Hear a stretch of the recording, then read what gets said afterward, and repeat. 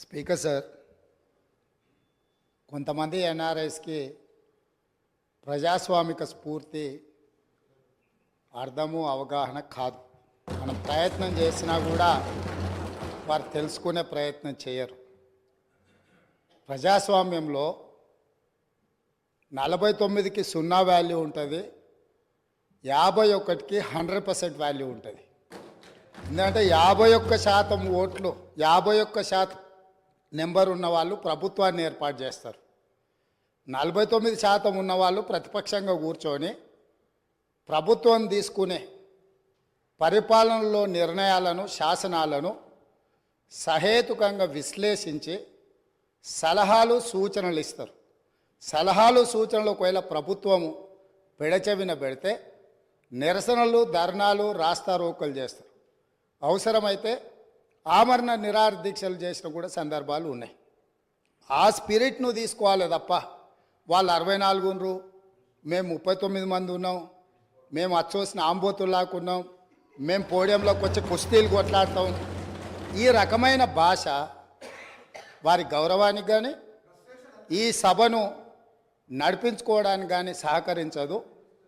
రెండవ అంశం, పదే పదే గత పాలన గురించి, గత ప్రభుత్వాల గురించి మాట్లాడుతున్నాను. సరే, వారు ఏం మాట్లాడతారో మొత్తం విన్నాక రిప్లై చేద్దాం అనుకున్నాను.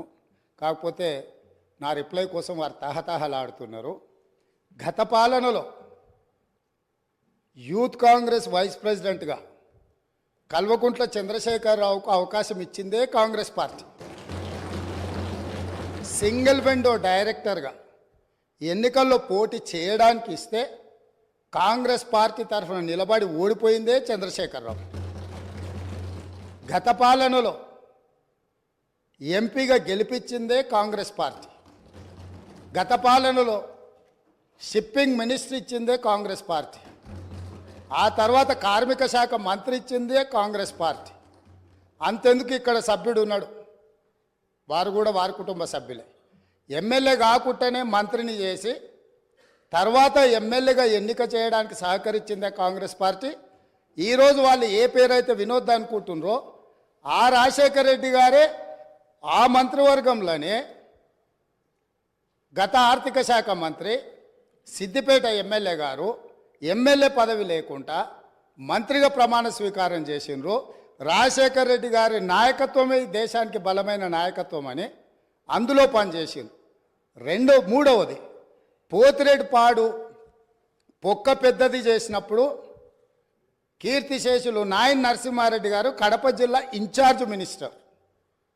ఆ రోజు కొట్లాడింది పోతిరెడ్డిపాడు మీద కీర్తిశేషులు పి జనార్దన్ రెడ్డి గారు. పోతిరెడ్డిపాడు పొక్క పెద్దది చేసినప్పుడు ఇక్కడ ఉన్నోళ్ళు ఎవరు ప్రాణత్యాగాలు చేస్తామని ఎవరు కొట్లాడలే, ఎవరు మాట్లాడలే.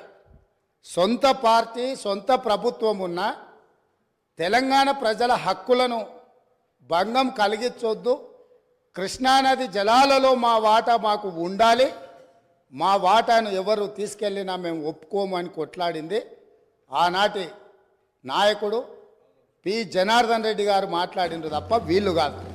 కాబట్టి ఈరోజు వీళ్ళందరూ ఏ పాలకుల గురించి మాట్లాడుతున్నారు, ఆ పాలకులు ఇప్పుడు మాట్లాడుతున్న పెద్దలు ఎట్లెమ్మెల్యేనరు?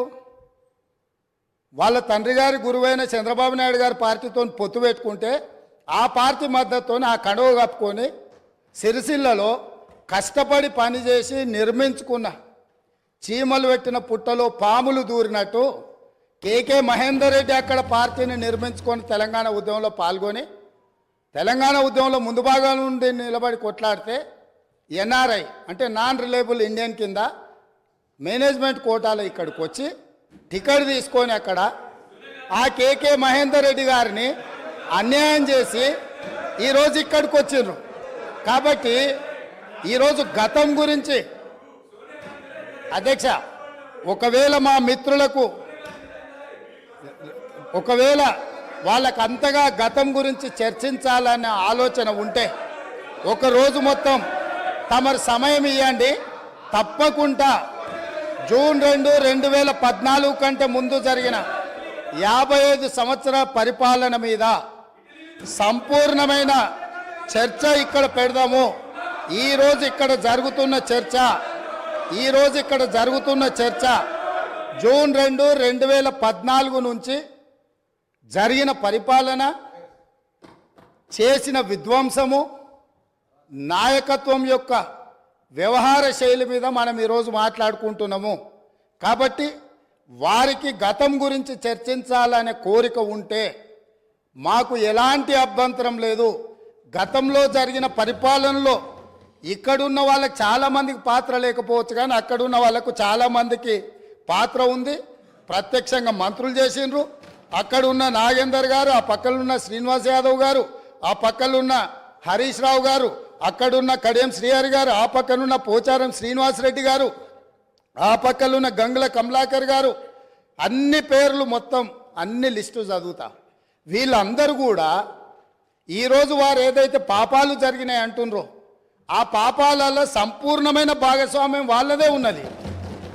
వరంగల్ ప్రాంతంలో జరిగిన ఎన్కౌంటర్లకు ఎవరి కారణమని చర్చ ఉంది అధ్యక్ష? ఈరోజు వారే మాట్లాడుతున్నారు. ఏమని గవర్నర్ ప్రసంగంలో మొత్తం కాంగ్రెస్ పార్టీ మేనిఫెస్టోనే పొందుపరిచిండ్రని చాలా సీనియర్గా పనిచేసిండ్రు మంత్రులుగా.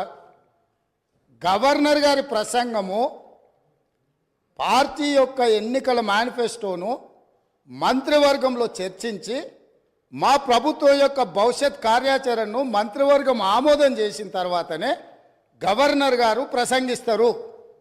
పరిపాలనలో అనుభవం ఉన్న వాళ్ళు, గతంలో ఈ రకమైన నిర్ణయాలు చేసిన వాళ్ళు కూడా ప్రజల్ని తప్పుదోవ పట్టించడానికో లేకపోతే వాళ్ళ యజమానులను సంతోషపెట్టడానికో ఎందుకు మాట్లాడుతున్నారో నాకైతే తెలియదు. నేను సభ్యుడికి సూచన చేస్తున్నా. నేను చాలా విషయాలు ప్రస్తావించిన, తప్పకుండా సావధానంగా 5 సంవత్సరాలు సమయం ఉంది. సంపూర్ణంగా ఎక్స్రే తీసినట్టుగా ఎక్కడెక్కడ ఏమేమి ఉన్నాయో అన్నిటిని వివరిస్తాం. మా ఆర్థిక మంత్రి గారు, డిప్యూటీ సీఎం గారు జరిగిన విధ్వంసం ఏంది, ఆర్థిక నేరమేంది, అన్ని విషయాలు ఈ సభలోనే తమరి అనుమతి తీసుకొని చర్చకు పెట్టి వాటన్నిటిని విశ్లేషిద్దాం. మేము సిద్ధంగా ఉన్నాం.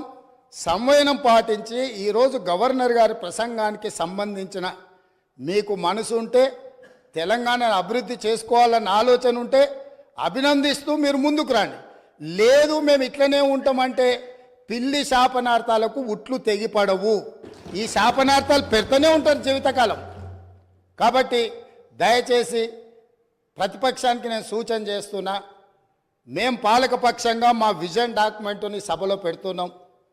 మీరు సలహాలు సూచనలు ఇవ్వండి. సహేతుకమైన సలహాలు సూచనలకు ఎప్పుడు మేము సిద్ధంగా ఉన్నాము. ఎందుకంటే ప్రతిపక్షాలను గౌరవించడం అనే సాంప్రదాయం కాంగ్రెస్ పార్టీకి మొదటి నుంచి ఉంది, ఇప్పుడు కూడా ఉంది. ఆ సాంప్రదాయాన్ని కొనసాగిస్తామని మీ ద్వారా వారికి తెలియజేయదలుచుకున్నాం.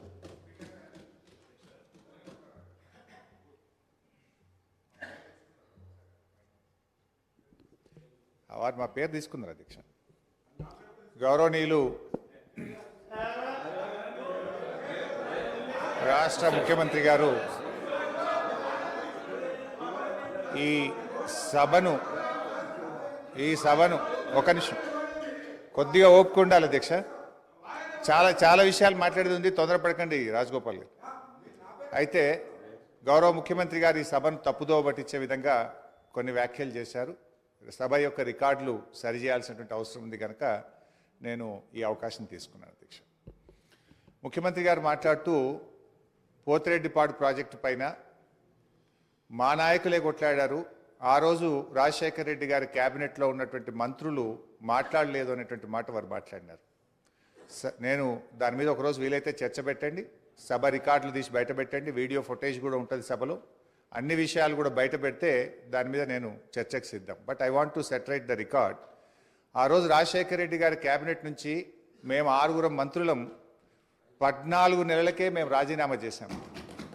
మేము రాజీనామా చేసినప్పుడు చెప్పే 6 కారణాలు, అందులో మొట్టమొదటి కారణం అక్రమంగా పోతిరెడ్డిపాడు ప్రాజెక్టును పొక్కగొట్టి మా తెలంగాణకు దక్కాల్సిన కృష్ణా నదీ జలాలను రాయలసీమకు తరలించకపోతున్నందుకు నిరసనగా ఈ క్యాబినెట్ నుంచి మేము వైదొలుగుతున్నాము. తెలంగాణను ముంచి పులిచింతల ప్రాజెక్టు కట్టి ఆంధ్రాకు నీళ్లు మళ్లించే పులిచింతల ప్రాజెక్టును ఆపకపోవడం వల్ల మేము ఈ కేబినెట్ నుంచి వైదొలుగుతున్నాము. 610 జీవో అమలు చేయడంలో నిర్లక్ష్యం కారణంగా మా తెలంగాణ పిల్లలకు ఉద్యోగాలు దక్కే విషయంలో మా మాట తప్పుతున్నందుకు నిరసనగా ఈ కేబినెట్ నుంచి మేము వైదొలుగుతున్నాము. నక్సలైట్లతో చర్చల పేరిట చర్చలు జరిపి ఎన్కౌంటర్లు చేస్తున్నారు. ఆ ఫేక్ ఎన్కౌంటర్లు జరుగుతున్నాయి కనుక మేము రాజీనామా చేస్తున్నాము. ఇట్లా ఒక 6 కారణాలు ఇదే సభలో చెప్పాం. బయట చెప్పి మేము ఆ రోజు రాజీనామా చేసినామనేటువంటి విషయాన్ని సభ ద్వారా గౌరవ ముఖ్యమంత్రి దృష్టికి మీ దృష్టికి తెస్తున్నాం. రెండో విషయం, ఇదే సభలో అదే పోడియం దగ్గర మీరు రికార్డులు తీయండి. నా చేతిలో ప్లే కార్డ్ మేము ఆ రోజున్న మా పద్మారావు గౌడు శాసనసభ్యులం పోతిరెడ్డి ప్రాజెక్టును వెంటనే ఆపాలని చెప్పి 45 రోజులు మొత్తం బడ్జెట్ సెషన్ మొత్తం పోతిరెడ్డి ప్రాజెక్ట్ ఆపాలని మేము అక్కడి నుంచి కీర్తిశేషులు పీజేఆర్ గారు ఒక్కడు కాంగ్రెస్ పార్టీ నుంచి ఇక్కడి నుంచి కొట్లాడిండ్రు ఒక్కడే. ఆ రోజు మంత్రులుగా ఉన్న చాలా మంది పెదవులు ముచ్చుకొని ఇక్కడ కూర్చున్నారు తప్ప ఆ రోజు మాతో గొంతు కలిపింది ఒకే ఒక్కడు పీజేఆర్.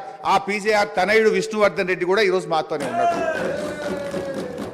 రెండో విషయం I would like to clarify. నేను విషయాల్లో చర్చలకు పోతే చాలా చెప్పాలి కానీ just I'm trying to give the clarification. ఇది ముఖ్యమంత్రి గారు చెప్పిన పోతిరెడ్డిపాటి విషయం. రెండో విషయం, ముఖ్యమంత్రి గారు మాట్లాడుతూ నేను శాసనసభ్యుడు కాకుండా మంత్రిని చేసిన ఘనత కాంగ్రెస్ పార్టీదని వారు మాట్లాడినారు. ఆ కాంగ్రెస్ పార్టీని అధికారంలో తెచ్చిన ఘనత టీఆర్ఎస్ పార్టీది. ఆ రోజు చంద్రబాబు నాయుడు గారు తెలుగుదేశం హయాంలో వీరు ఓడిపోయి కనీసం ప్రతిపక్ష హోదా దక్కకుండా పూర్తిగా దిగజారిపోయినటువంటి కాంగ్రెస్ పార్టీకి జీవం పోసింది కేసీఆర్ గారు, టీఆర్ఎస్ పార్టీ.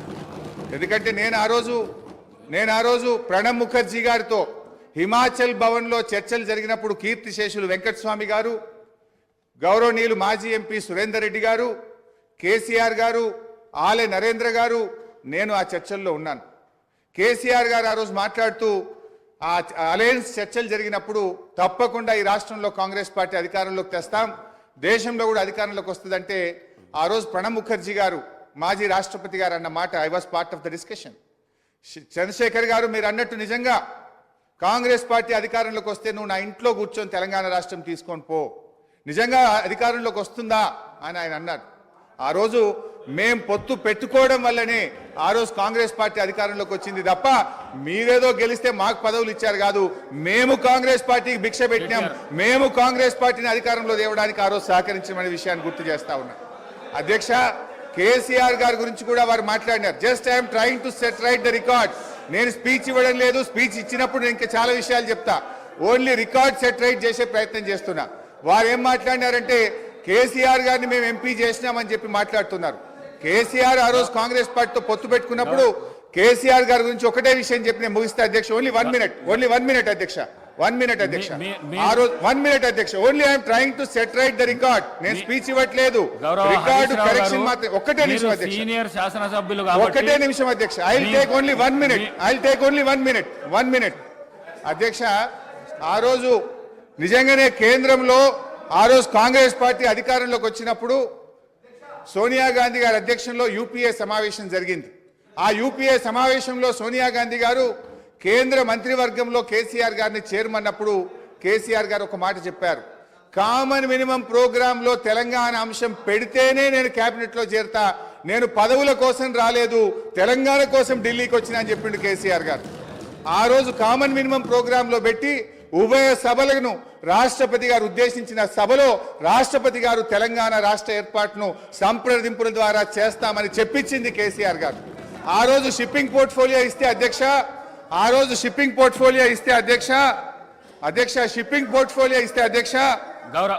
ఒక్కటే నిమిషం. ఆ రోజు డిఎంకే పార్టీ మాకు షిప్పింగ్